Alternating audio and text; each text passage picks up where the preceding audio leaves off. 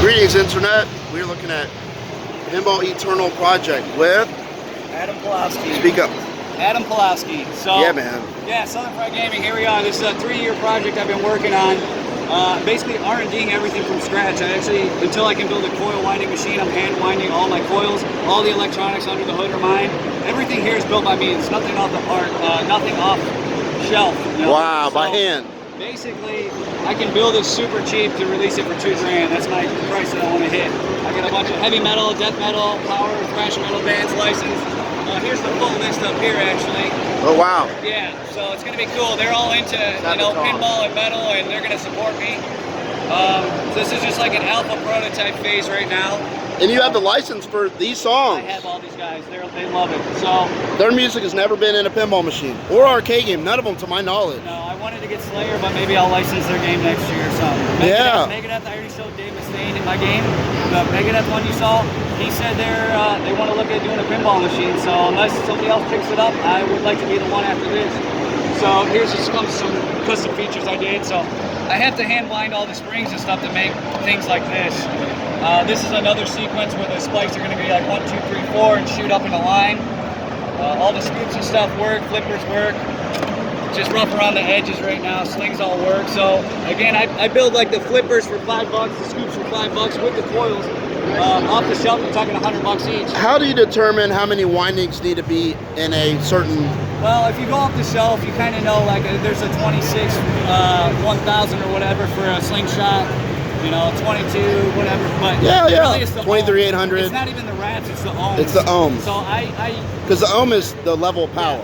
It's how much power is going to go through it. So, like these little coils, these zombie guys, you'll actually see them shaking a little bit here. There you go, perfect timing. Perfect. So those coils are custom hand by me. So I kind of determine how many times it's going to hit in a minute or so, and what the power needs to be to actually kick that guy. Obviously, since I hit the ball. So those are like a 32 gauge. They're about 12 ohms, and then there's another 12 ohm it's connected to. So total, it's like 24 or so. It runs about an amp or so to kick a little. It just kicks a nail that's on a spring and punches it forward. Tell me about. So this guy, he's just kind of like a boss. You hit him, gets mad, hit him in overdrive mode, he starts going crazy. He actually talks and stuff. When he stops, I'll show you, his mouth kind of moves up and down. So yeah, you can see he's going to be on a coil with his mouth talking and saying bad stuff at you. Yeah, so Internet, people that know the 90s classics, Steve Ritchie did No Fear, which had the Skull. Skull was the main character, and he talked to you. So that would that the person talking from Cataclysm be him? It's through him? I think this is like the general audio call-out guy just talking about the game, and it's going to be Cataclysm. So he'll be like, high score, you suck, blah, blah, whatever. And who from Cataclysm's going to be doing that? Maurizio, he's the lead singer. Yeah. So, what else? That's pretty much it. I want to add a couple more features. I'm going to lengthen the field so it's a little bit more cool, like a game. It's much more lightweight. Just really, I'm all about affordability. So this whole project was, well, could I start a pinball machine company that's affordable? And how could I do that? And so, like you say, you critique a lot of things. It's like I'm building within constraints of, weight and affordability, and really the main thing, price. So get a functioning game out there for $2 grand that doesn't break down, and it's really fun and got heavy metal bands. That's my goal. There are people out there that sell an $8,000 to $10,000 game that fuses blow day 1, day 2. If you break that barrier of saying, well, my game doesn't break, and because I know there are bad parts, but if you ship a game that doesn't have errors out of the box, that's a big factor. It's happening these days. I don't want to rip people off. Like even my deposit is very small. It's refundable. So Toy Story is 15 grand, $100,000 or $1,000 non-refundable. I'm refundable. I don't want to screw people over. The price point, everyone in my family is raise it. It's like, oh, look, some of these guys into death metal and stuff, I go to shows, there's like 100 people at a show. It's not about money, I'll make money on this. It's more about being an affordability, something I love, something I would buy, That's it, man. And the game is... This is my favorite effect. I want to actually make that the whole bottom play field. It's just fire. So fire. And these guys do shake a little bit every once in a while. They're just kind of like the torture zombies. not many games in the history of pinball have had lower play fields. Yeah. Not many have. I mean, there's Black Hole, and there's Xenon, Haunted House, Munster. So in the history of pinball, it's an uncommon thing. It's a unique factor. It was like one of the first. So I got into pinball about 4 years ago, right? I worked at a video game company in Atlanta. I worked for EA. I work on NBA 2K right now. So they bought a game about 4 years ago. It was Valley Lost World. It kept breaking down. We put a sign up that says "Repairman coming." We're gonna charge you they charged us $100. So I started tinkering. That's how I went down this. I think that might have been the first time I ever played pinball. Like really, maybe once or twice when I was younger. So I actually designed the lower playfield idea before even seeing one of those games, ironically. And I just thought like, well, it'd be cool. There's all this empty space. Again, I'm a designer. I make video games and stuff. I'm like thinking out of the box. What can I do? That's why I want to animate the playfield. You know, video games, it's all about animation, shooting stuff. So is it a big factor in gaming in general to you that there has to be hidden depth or depth that you can get to well, obviously along the way? Wants that in pinball. So like you were saying, like with the critique, I do want to do something in-depth like pinball stuff going on here. I mean, gaming in general, video games, anything. Because there's base level you're playing. Yeah. What are you looking for? Hidden stuff, advanced level, skill stuff. Like fighting games, there's button mash. Yeah. There's combos. Yeah. There's hidden stuff. Pinball. In the history of pinball, there's been hidden elements, hidden shot, like skill shots. So you want to have like a skill shot, or 2 or 3. Yeah. So like one of the things is like you'll do some damage to this guy, and that's like his mode. So the shaker motors like kind of go every second to let you know, and then you hit him again to kind of like defeat him. It just blows up. So that's kind of like one of the skill shots that'll pop up. I'll have like some hurry ups maybe. I want to put another ramp here. I'm gonna challenge you one thing. Be the first person to put this in a pinball machine. The challenge of pinball is typically, I get a points, bonus, jackpot, blah, blah, blah, blah, skill shot. I want to see the first pinball ever that if you do something bad or wrong, you lose points. I thought about doing that. Because I love this element. Yep. He really is ominous and he's an action. Yep. I think there should be, if possible, a mode where it's timed. You hit him and you lose points. Yep. And you have to hit him again.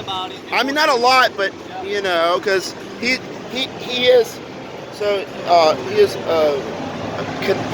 one of the kinetic energies in this game. He is the main kinetic energy in this game. Yeah, for sure. Focal point. And I got some hands here that are robotic that I'm really close to doing. They'll be like doing the horns and stuff, doing different things. And the theme. Tell me about the theme in general. What is the? So again, I was the mythos. So I met you, 2019 Southern Fried Gaming, right? I had a Megadeth game. I was doing different designs. I had like guitar cabinet vinyl, speaker vinyl, just different styles and designs. So I had Megadeth like spray painted here just to make it like more cool. My speakers were Marshall micro amps and stuff. So yeah, I just licensing for that. It's just too early. That was a company, but again, I've showed Dave Mustaine my video on a video call. How did you reach him? Actually, Cameo, dude, spent $200. Zoom, Zoom I Cameo. talked to your managers. Zoom Cameo, Cameos. So I was like, hey, I don't know if you ever saw this, but here's some videos of the thing. And he's like, oh, cool. He said, we're interested in. I don't know for how long. It's like in his cards that he wants to do a game. I think it's past due. I mean, people are like, Metallica, Slayer, and people like what they like. Megadeth, I would have bought. Metallica, I bought an AC/DC. Metallica, I would have bought Megadeth. I would have it on Iron Maiden. I would have bought, but I operate games for a living, and I bought a Deadpool instead, which is, wow. Yeah. I'm at 43,000 plays. Right. I'm pulling it next week because it's at 44,000 plays. I have a new one to put out already. So, and the thing is, a game in a home use, you're going to be more lightly played.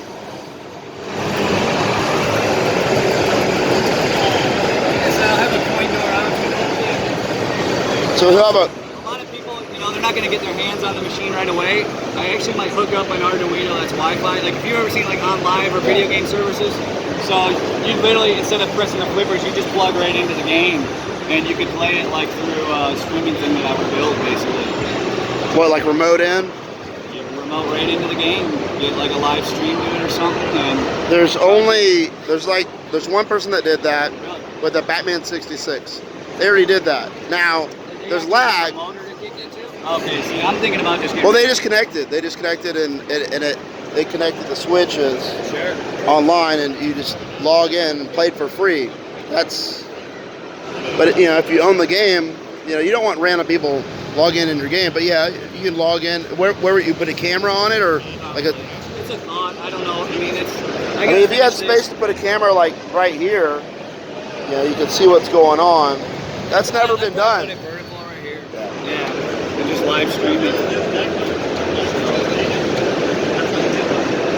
We'll see. Again, there's a lot of work to be done here. I always have thoughts to do stuff, but it's a matter of like what I want to focus on.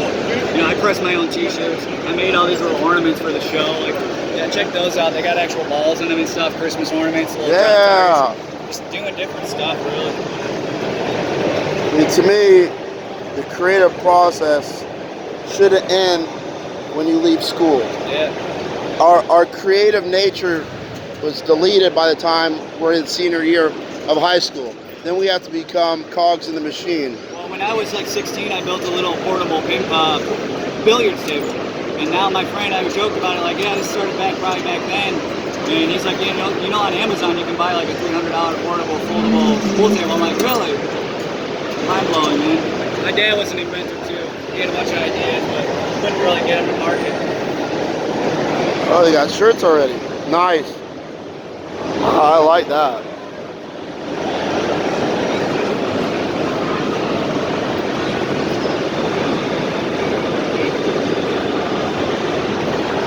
I like that he has merchandise. It's always good to have merchandise. This is his information. You'll have updates on the website. Yeah, there's the band. I think you already got it. But Yeah, let's get it again. List there. This is the list. Unleash the Archers. They're fun. I had tickets. You make it to Orlando show? Unleash the Archers. Did you go to that show? I did, yeah. I missed that. I had work come up. How was it? Good, yeah. I mean, I'm not the biggest power metal guy, but I went to it and rocked out. Paladin's another like power metal. They're local to Atlanta. The guy's guitarist, I think, is around here. They play at Prague Power? Probably. Yeah. Yeah. His brother does indie gaming stuff, so he's in here. I wouldn't give a release date just yet. Just take your time. That's why I said late, yeah. Well, like you said, the thing is, I don't You're not in a rush. You're You're not in a rush. But, you know, the internals of a pinball machine, you have a steel rod that gets energized. If that gets going good, that doesn't break down my transistor boards. This is the longest I've tested. I mean, you see my coils, nothing's burning up, nothing blue yet. It's the longest I've ever tested it. As long as stuck balls are a big thing in pinball. For sure, man. That's the number one thing. Any game, it doesn't matter the game. Mind-blowing. They Stern test games all the time. A ball can get stuck on it. Turtles, oh my God. The Turtles pinball stuck on everywhere, like randomly. I know they tested it, but as long as you dial in the power of everything just enough, and so you can make the shots. Just so you can make the shots. So this, I didn't want to mess it up because, you know, when you're for a show, but I had to cut out like the head so it could fit. That's pretty much it. Get rid of the full lockdown bar. I'll mount some screws in the back and So you said there will be a future option for a coin door? Sure, I know you like that idea, and I've thought about doing microtransactions for people that don't want to do it quarters. So it'd just be like Wi-Fi Arduino, and you just download my app and say play machine at this bar, and That's not been done yet. That's Stern's doing. They have online Stern Insider Connect. It's coming, but it has not been done yet. Who is the main character? Does the main character have a name? I don't know. I guess he's the death head. Some people call this the germ COVID ball. It's kind of like a germ. If I can add a couple more things, I call this the lurker effect, like StarCraft 2. Yeah. So you got that thing you dig under and it shoots a bunch of spikes. And what is the plot? What is the plot of the game? Like the goal? I mean, like, because the goal is a boss, like a boss or a... Yeah, the boss in the lower dungeon, right? If you play Metallica, they got the Donnie guy that I kind of stepped it up. Yeah, Sparky, like, baby, Sparky. evil looking, right? Yeah, just my demons and stuff are less cartoon, more real heavy, and the electrocution there is like really like something different. Yeah, because usually what they have is they'll have mode, boss, like mini boss or boss, final battle. Yeah, we still got some steps, you know, selecting different modes and do this, get bonus, hurry up. We'll get there, but it's a whole thing. It's R&D, electrical design, learning how to do circuit boards, learning how to get like plungers that I can build. Like again, my coils I build for about $250, which I assume every company, if they're not building them for $253, I don't know what they're doing. But off the shelf, it's $16 a coil. I can't afford that. Who are some of your, what games do you like? What are like games? I actually like Haunted House. Again, I think I designed this before that. I really love Metallica. The music, I always put it on Creeping Death, and it's all day Creeping Death.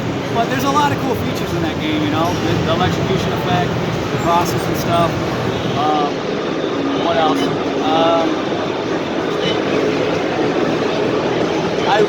So again, with all the animated stuff, I really love the Stranger Things, that whole sequence, but the rest of the game, I'm kind of like, you know, I haven't really got into it, but I wish there was more there than just the Demogorgon thing, you know? So yeah, you like a game with mechs, like mechs, that's what I'm saying, like music, mechs, music. I think sound effects, see, people really like a call out that kind of tells you what to do. Because they can't look at the screen, and you're doing numbers, so like call outs to tell you what to do, musical attenuation. Even for like the inlays, I'll probably like put out some inlays, like a pentagram right there, and then it'll tell you like what you gotta do to get some bonus points. So inserts, are you gonna do a few inserts that say bonus or numbers? I just don't know quite yet. Like again, his lights, when they're red, it kind of tells you he's activated, so I don't need an inlay to tell you for that. I like that. Right? So his lights are just on for now, but normally it's like you hit the 2 scoops, and the hands go like this, or like do the horns, and then he gets activated for bonus points, and he's red, you know, like, and it'll say like hit the dot. So on like while I have in mind, like on a rule sheet, it's pretty simple. You say lit eyes determine this with that. That's a really good marker of what's going on, because a lot of games there aren't markers. They want you to read the inserts. Right. Those eyes tell more than a dozen inserts to me. That's really, I like that a lot. Even the hands, I could say like, you know, do something animated, be like, and it says a visual or audio thing. I'm also thinking about moving the speakers to here, man, because you can never hear. Like I played Toy Story, and I'm like, what's going on? Hey, what? I'm like, why is the ramp going up and down real quick? So. And that is some of the best speaker location ever in pinball, and you're having problems with it. I mean, that's like the highest, because they designed it to be ear level, and it's still hard to hear. Let me grab these. Yeah, rock and roll. Good time. I love the feedback, man. I don't take it too Rock far, and roll. We'll Awesome. We'll figure it out. Great work.